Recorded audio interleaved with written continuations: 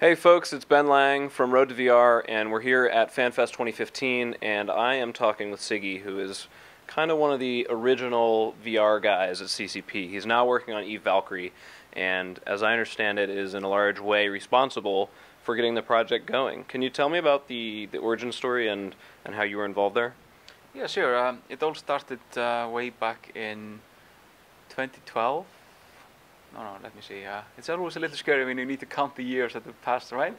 Yeah, it was late 2012. Well, actually, it started even before that at E3, when Carmack was showing a prototype of the Rift at the conference, and I saw that there was something finally going on with VR, that it would actually become viable and not bad. So I was, that made me excited, so I waited for the Kickstarter to come out. I was like a day one backer of that. Then I started to look around for people to actually join me to do like just anything, like a hobby project. And at the time I was in the cantina at CCP having lunch, and I heard someone else talk about VR, and that was Rob Clark. At the time we hadn't met and didn't know each other, so I went over to him and like, hey, I heard you talking about VR. And he was kind of doing the same. He was looking for people to do something with. So the two of us then wrote a quick email and sent out to the programmer mailing list, and quickly found a few more people interested. And then we got some artists involved and some sound people. And we had like a group of like 15, 20 people or so very excited about VR. We had some good talks at pubs about ideas, what we wanted to do. You know, it was just wide open. However, we quickly came to the conclusion that we wanted to do something with the EVE Online universe, and one of us, which I think was Rob Clark, came up with the idea that, you know, hey, why don't we just, you know, fly one of these drones or the fighters that, you know, the small ships in EVE, and because that's a fantasy that, you know, everyone has wanted to be able to do in EVE, like to wonder what it's actually like to fly a ship instead of just, you know, directing one like a fleet manager. So everyone agreed that that was a great idea.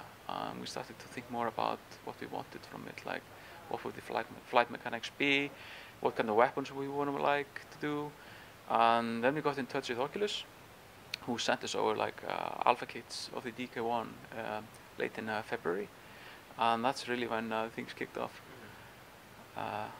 You know, things happened very quickly. Then started off with us just having a few simple boxes in VR and just, you know, being blown away by that alone, and then we started to play around with the multiplayer aspect of the game, and, you know, making it a game.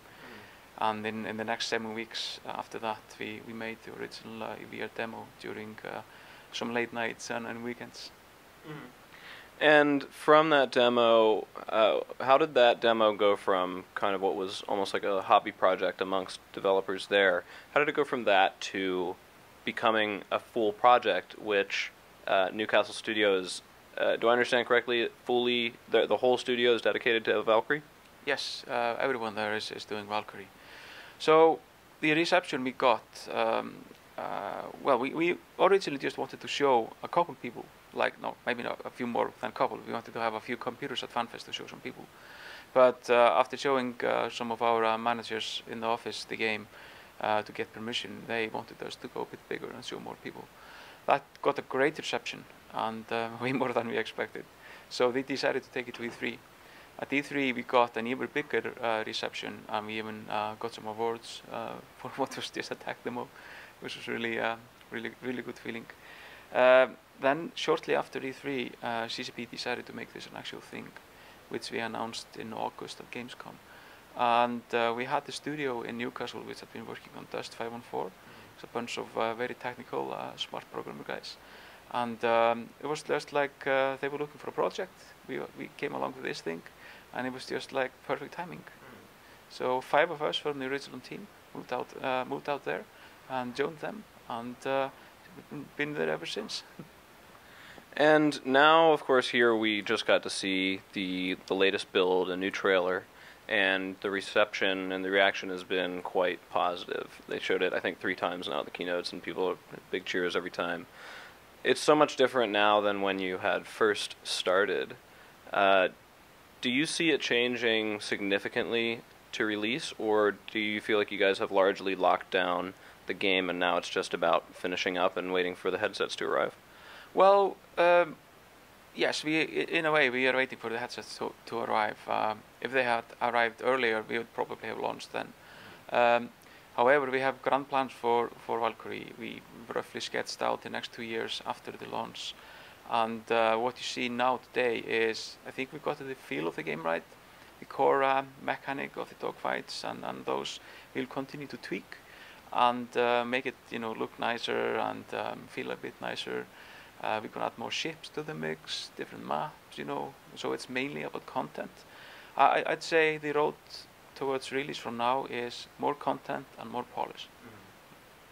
And for the headsets, you're going to be on the Oculus Rift and you're going to be on Morpheus, at least at launch. Are you going to launch as those headsets arrive, or are you going to wait to launch on both headsets simultaneously? We will launch as soon as they arrive. Yeah. Okay. And speaking of, you still have, like you said, polished to be looking better. I mean, I think it's already looking quite good right now. Part of the big jump back in development was going, of course, from the Unity prototype to Unreal Engine 4. And as I understand it, CCP, or at least Newcastle Studios, is fully Unreal Engine now. How do you like moving to that new development platform? It was an interesting process to move over. Most of the studio were like veterans using Unreal 3, and they have like 6 years experience of using it. So, but the rest of us who moved over, we just had been using Unity mainly, which was a very, very rapid development tool. So it took us a few months to get up to speed with Unreal, because it's a very, very big engine. So much to learn there. But after we got up to speed, it's actually been really, really good, and I really enjoy it. And does that make, is the cross-platform process between Morpheus and the Oculus Rift, is that pretty simple? Because, I mean, you do have to have two different... do you actually have two different builds of the game for each headset because of the performance differences, or is it just kind of a dynamic scaling that you build in to the programming? So it's all one code base, but we do make two different builds because one run on PlayStation 4. As far as the headset specifics, they are abstracted away in Unreal Engine, and that work has been mainly done by Epic. We've done some patches and sent them some feedback. So we've been involved in the development of that code, and then it just comes down to the SDK from Sony itself as well.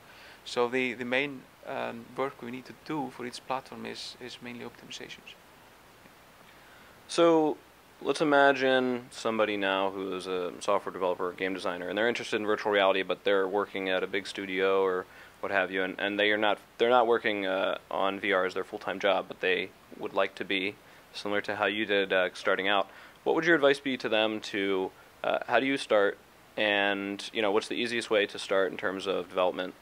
And if they want to, wow somebody in their studio to try to make it really be become part of the business, your advice on that? I'd say just find the passion, like make a game you want to make something fun. That's something we still ask ourselves today. Whenever we're making game design choices, is it fun and is it intuitive? That alone will get you almost anywhere you want. It's amazing how little sleep you need when you're working on something you really need. So just keep at it, and let ideas flow. Don't throw anything out the window, and just try, fail early, and just try more.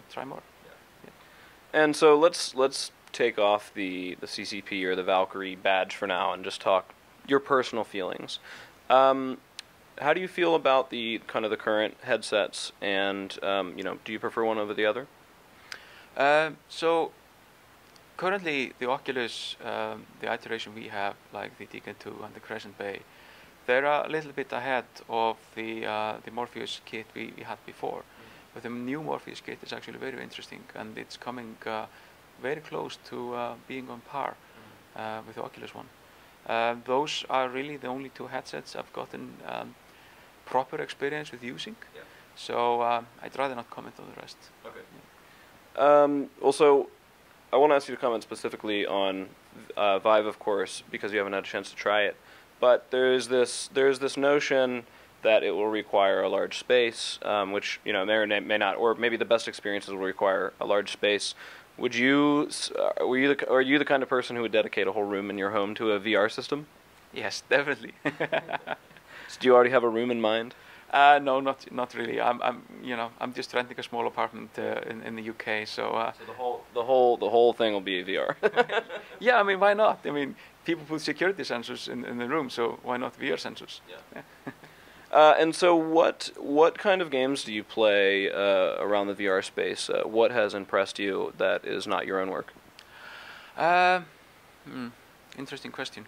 I've seen some very interesting both horror games, and I think they're going to be very interesting in VR because they are more of an emotional thing. I don't like cheap scares, but something that builds up like ambience and uses a mix of sound and good visuals to like give you those kind of thrills. They work really, really well, and there's been a few of those which I really liked, and somewhat also did not like, in that way. I've been very impressed by also like some of the more simpler experiences that are perhaps not full games, like simpler things like the work that Nick Pittum has done with the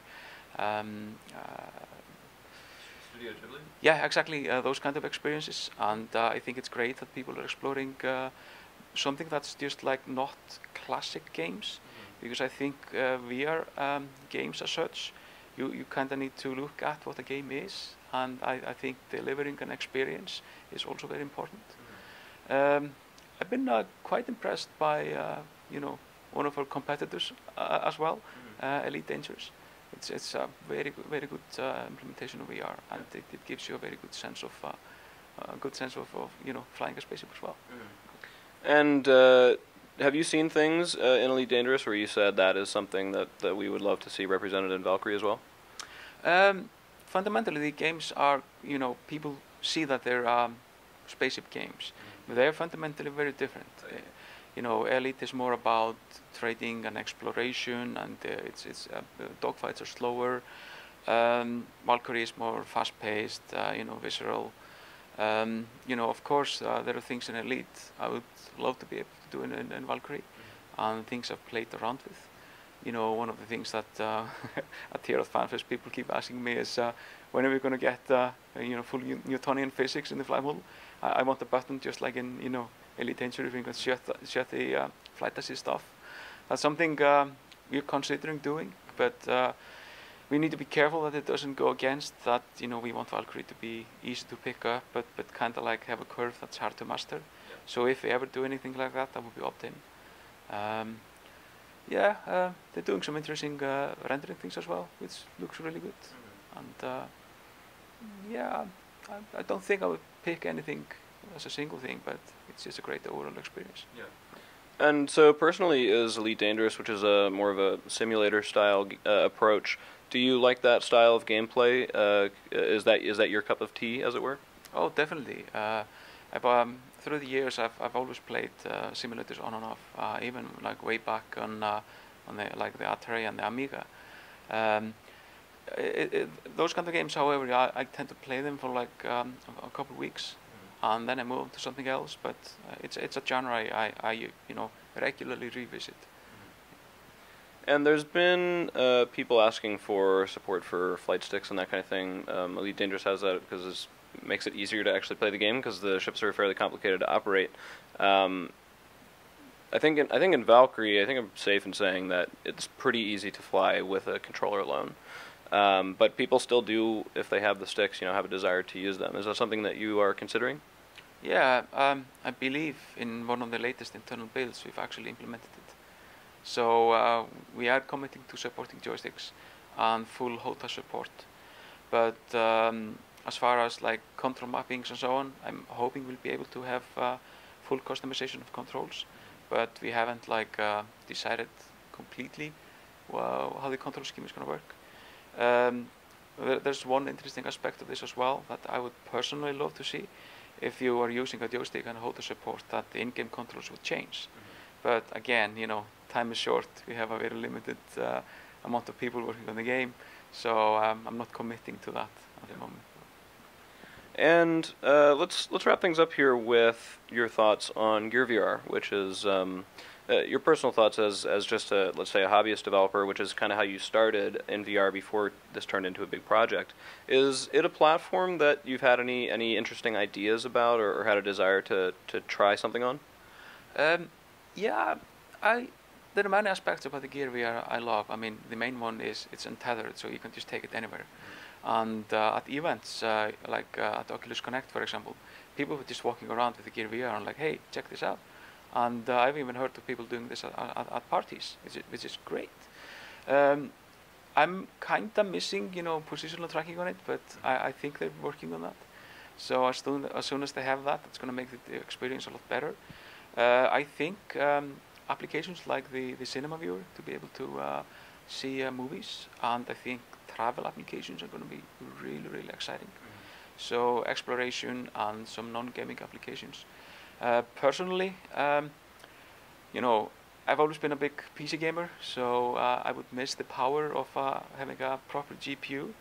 But if I would ever do anything myself, it would be something around exploration.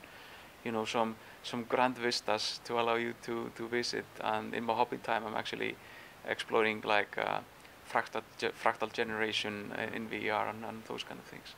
Oh, wow. Well, I think that might be a whole separate interview to talk about Fractal VR. But, Siggy, thank you so much for joining me. Appreciate your time. My pleasure. Thank you.